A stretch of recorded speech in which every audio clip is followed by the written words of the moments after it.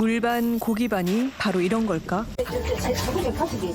창원 앞바다에 풍년이 들었습니다.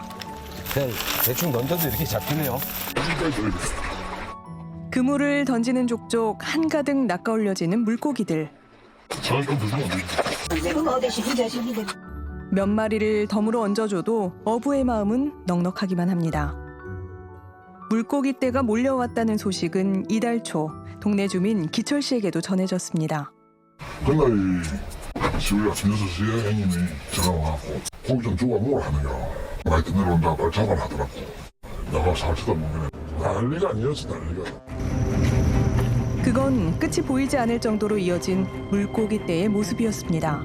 그런데 10월 2일날 3일날 4일날 계속 끝나면서 해피림이 뭔가 이리 많이 오는 거야. 자세히 살펴본 물고기의 상태는 충격적이었습니다. 흰 배를 드러낸 채 썩어가고 있는 물고기 떼는 이미 죽은 뒤였던 겁니다. 제 앞에만 횡되는 자리만 해도 아저씨 잘못 생겨. 냄새 나는데 코로 숨을 못 쉬겠더라고. 매일 치워도 그때뿐 죽음의 행렬은 끝없이 이어졌다고 합니다. 그 완전 저 꾹죠. 멸치 저 완전 거기다 꾹 핏물이 막 불불불 흐르고. 오늘 여기 가가지고 지금 냄새나 사람 죽겠어요. 아우 이게 40년 만에 나타났다 그런데. 지난 20여일 동안 폐사 처리된 물고기의 수는 1,000만 마리 이상. 무려 200여 톤이 넘는 어마어마한 양입니다. 다 정어리였다고? 지난해 씨가 말랐다가 올해 갑자기 폭발적으로 개체수가 늘어났다는 정어리는 주로 먼 바다에서 거대한 무리를 형성해 대규모 이동을 하는 어종입니다. 그런 정어리가 해안에서 때로 숨졌다는 사실이 주민들은 불길하기만 합니다. 저는 지진이 혹시 일어날라나 이런 생각이. 2012년에도 일본에서 그렇게 있었고 2000년대 일본에서 발생한 지진 중 가장 강력했던 규모 6.3의 홋카이도 도카치 근해 지진. 놀랍게도 정어리 집단 폐사가 있었습니다. 그렇다면 마산만에 떠오른 정어리 떼의 죽음 역시 자연이 보낸 경고인 걸까? 주민들 사이에선 갑작스러운 재앙을 둘러싸고 여러 소문들이 퍼지기 시작했습니다. 바다에 이상기후는 이상이 있는 겁니다. 얼마 전에 거기 안 잡혔이 수온이 변화 생기거든요. 이거는 천재 기후 변화이기 때문에 이거는 인간이 어떻게 조절할 수 없습니다. 겨울엔 제주도 부근에서 동면을 하다가 따뜻한 봄이 되면 높은 수온을 따라 이동하는 난류성 어종인 정어리. 그래서 처음엔 수온 변화를 의심했습니다. 수온 자체만으로 보았을 때는 딱히 이 해역이 이상 수온을 보였다라고 말하기는 어려울 것 같습니다. 이런 마산만 같은 곳에서는 수온이 평년에 비해서 한 0.5도 정도 수온이 높았었고요. 이 정도 가지고 회유성 어종인 서식하는 수온 범위가 상당히 넓기 때문에 이번처럼 이렇게 대량으로 폐사했다고 보기는 어려울 것 같습니다. 과거 공장 폐수 등으로 국내 최악의 오염 해역으로 불리며 어패류 채취가 금지되고 해수욕장이 폐쇄됐던 마산만. 보면서 다 썩었거든요. 썩은 냄새가 나는데. 이곳의 수질이 또 급격히 나빠진 걸까? 하지만 2007년부터 시작한 마산만 연안 오염 총량 관리제가 도입된 뒤 오염 정도는 매우 낮아진 걸로 확인됩니다. 그렇다면 수백 마리의 정어리를 동시에 죽음에 이르게 한 이유는 대체 뭘까? 우리가 목이 뒤집어진다 해갖고 보통 비산소 수게 되면 숨을 못 쉬니까 뭐 어지간한 고기들 다 떠오르고 이러거든. 산소가 부분적으로 좀 없는 데서 좀 많이 죽어버리게. 해수면의 온도가 올라가면 종종 나타난다는 빈산소 수괴. 산소가 없는 물덩어리로 해양 생물들을 질식해 숨지게 만드는 일명 바다의 저승사자가 정어리 떼의 죽음에 영향을 준 것 같다는 겁니다. 지난 18일 해양수산부 국립수산과학원 역시 정어리 폐사의 원인이 산소 부족 때문이라고 발표했습니다. 그것만 왜 죽냐 말이야. 그래 다른 새끼들도 있는 거야. 한 종류만 딱 집중적으로 죽는 건 처음이라. 산소가 없어 죽었으면 이 바다에 정어리만 살고 다른 고기 안 살아. 굴이나 홍합 같은 저서 생물은 물론 다른 어종의 피해도 극히 적은 상황에서 정어리만 떼죽음을 당한 이유가 의아하다는 겁니다. 그런데 기철 씨는 우리에게 무척 조심스레 수상한 목격담을 털어놨습니다. 이 흘러나오니까 손을 거 바다 끝내려오는 거 같지. 정어리 떼죽음이 시작될 무렵 조업하는 배들을 보고 있었다는 기철 씨. 그런데 선박 주변에 하얀색 물체가 뜨는가 싶더니 곧 해변으로 정어리 떼가 밀려듭니다. 이런 예측이 와가지고 그게 짜고 했습니다. 금방이 돌다가 작은 물이 한 4-500m 꾹쫙해져 그물 빙 올릴 때 장난해주고 함께 조업을 한 뒤 공교롭게도 정어리 떼를 남기고 떠났다는 선박들. 이런 왔는데 우린 영상 속 선박을 찾아 바다로 나갔습니다.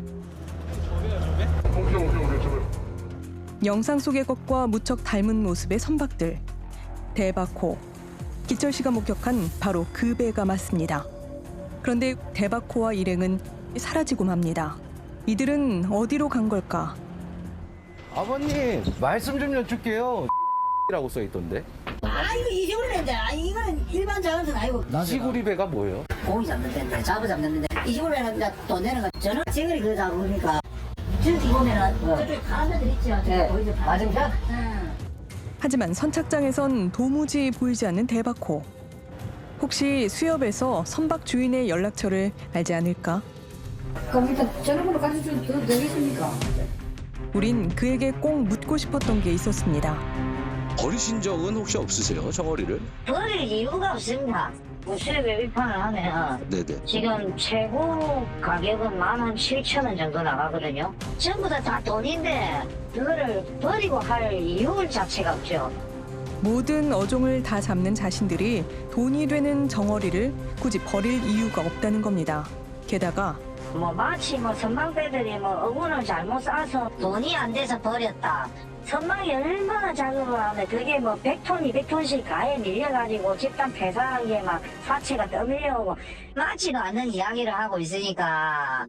지금까지 폐사된 정어리의 양은 200여 톤. 하지만 연안 선망 어선의 규모는 채 10톤도 안 된다는 게 대박호 선장의 주장입니다. 하지만 오랫동안 바다를 터전 삼아 살아온 동네 주민들의 말은 다릅니다. 그리고 이제 올해 전어가 안 나가지고 전어가 금전어라고 하는데 1톤을 잡으면 1,700만 원입니다. 엄청나게 비싼 와중에 사료 같은 하찮은 어군을 쌀 이유조차도 없고 우리는 고기 묻는 사료인데 안 비싸지 절대 사람이 묻는 빨간 돈 같은 그런 거 잡아야지. 정어리는 쌀이고 정어리는 바닷가 사람들 고기를 안 먹는데. 주민들은 사건의 용의자가 더 있다고 합니다. 기존 고형만 멸치 잡는 배는 멸치 외에 다른 걸 못 잡게 돼. 그건 법으로 딱 정해져 있어요. 정어리하고 멸치하고 요만한 거하고 요만한 거 식별이 안 된다. 그런 이야기라. 멸치잡이 선단은 쌍끌이 그물에 걸린 물고기를 145톤 규모의 가공 운반선 롤러에 옮겨 선별합니다. 이 과정에서 올해 유독 풍년이라는 정어리가 많이 섞여 잡혔다가 바다에 버려졌을 가능성도 있다는 겁니다. 멸치선단 선원들의 입장도 들어봐야겠습니다. 아니 저는 이제 합리적으로 심대쪽 100m라고 하니까 멸치는 끝을 갈 수가 없어요. 그 위치 자체. 네. 멸치배는 연안에서 멀리 떨어진 근해에서 조업을 하기 때문에 정어리 폐사 사건과 자신들은 무관하다는 선원들. 하지만 이들은 만약 다른 멸치선단에서 정어리를 버렸다 해도 어쩔 수 없는 이유가 있다고 강조합니다. 고래 금지입니다. 일본으로 가는 순간 멸치배가 아닌 정어리가 들어가면 바로 벌금이 쳐. 지금 버리는 게 합법이란 말이에요. 사매로 원래 이걸 사는 사람도 있었다고. 그 사람분들도 자기들 집에 내가 그렇게 했으니까 사매로 할 수 있는 걸 거기서 못 받아준다니까 그럼 버릇비가 그럴 가능성도 있죠. 멸치선단에서 멸치가 아닌 다른 생선을 잡아도 불법, 이를 팔아도 불법이다 보니 결국 혼액된 생선은 버릴 수밖에 없다는 겁니다. 이렇게 불법으로 규정을 해놓은 게 많이 잡히면 더 이상 수입 처리를 못해요. 남은 수단은 버리고 오는 것밖에 없거든요. 100톤 정도는 제가 보기에는 그 몇 배 되는 걸 버릴 수밖에 없는 그런 상황이죠. 정상적인 경로를 팔게 해주면은 나름대로 합법적인 유통망이 생성돼가지고 그걸 소진을 시킬 수가 있는데 양이 얼마가 됐든 다른 생선은 무조건 버려야 하는 지금의 법을 지키다 보면 어쩔 수 없이 바다가 오염되는 딜레마에 빠져 있다는 겁니다. 하지만 빈산소 수배라고 사건을 결론지은 국립수산과학원에서는 앞으로 어장 환경 모니터링을 강화하고 정어리떼를 더 관찰하겠다고 밝혔습니다. 그때 당시에 마산만이나 진동만은 저산소 상태가 좀 있기도 했고, 그리고 얘네가 몰려오면서 산소 부족 상태가 된 거예요. 산소 부족이 좀 일반인들 알지. 가봤자 산소 부족 아니잖아. 거기 얼마나 많더라. 그 탑승 행진하는 사람들 하는 이야기지. 잡아갖고 너무 많으게나 못 실을게나 내 빙이지. 고기가 가만히 있다고 미쳐가고 죽어가고 많았다고. 기관들이 아예 말을 안 하는데 일반 주민이 그거 말 못한다는 얘기지. 세상을 발칵 뒤집어 놓은 200여 톤의 정어리 사체와 함께 마산만에 떠오른 건 여러 이해관계였습니다. 이거 또 뭐야? 와, 또 나타났어. 다 죽어있는데? 답답한 상황에서 주민들이 할 수 있는 건 정어리 사체를 옮기고 치우는 일뿐입니다. 밥은 이거 한 번 올리면 한 50마리는 올라오겠네. 50마리 올라오지. 맨날 배치하고 있습니다 지금. 실감기 하고 있어. 정어리 떼죽음이 있은 뒤에도 재앙은 아직 끝나지 않았습니다. 대책이 마련돼야 할 사안을 미스터리 사건으로 만든 건 누굴까?